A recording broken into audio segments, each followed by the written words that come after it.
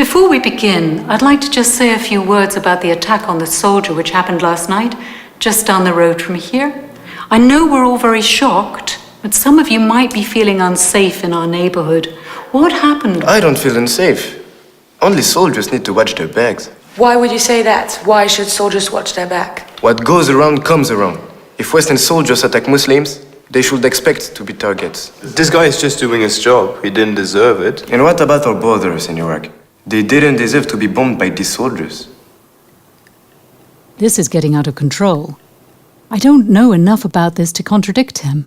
Should I take sides? How do I avoid polarization? What about my own emotions? Can I allow students to express such horrible ideas? What do I do?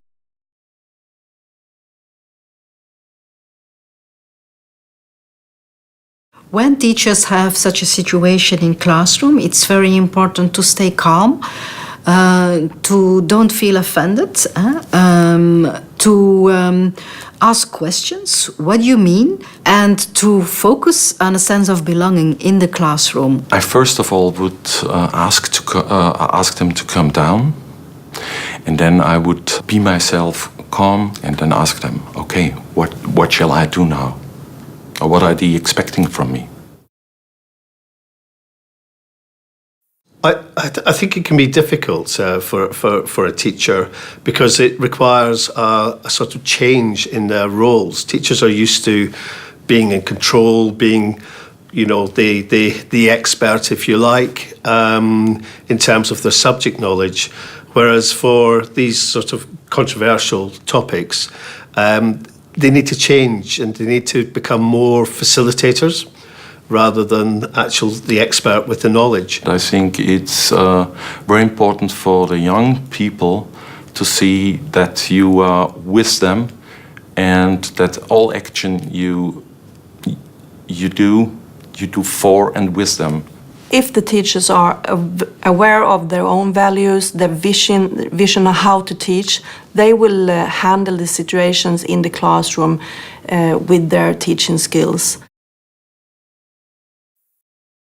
And you will undoubtedly probably have a large group in the middle that are actually sitting there quite passively.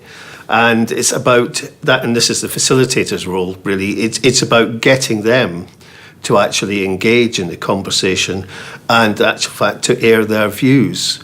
They don't have to have all the facts. It's really a bigger problem when you let the students cluster into groups, and you have to try to avoid that. Speak to them as individuals, ask what their own feelings are over the situations, and you will probably have a really good discussion. It's very important to focus on what we all have in common and not on the differences.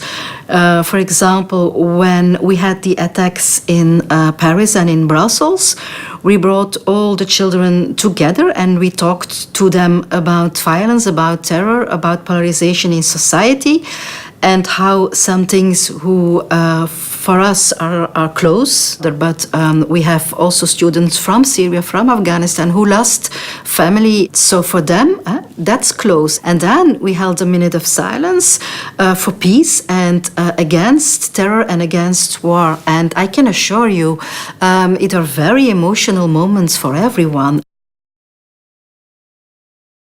The first thing is for the teacher to really understand the ethos of the school, its values, its culture. It's always a good place to take the students back to, because sometimes in these discussions they're talking about things that are happening in the world, and it's always good to come back to, well, hang on a second, what about the school? What are we like? We once had a situation where children were saying, we are in war, you don't know it, we are in war, you and us.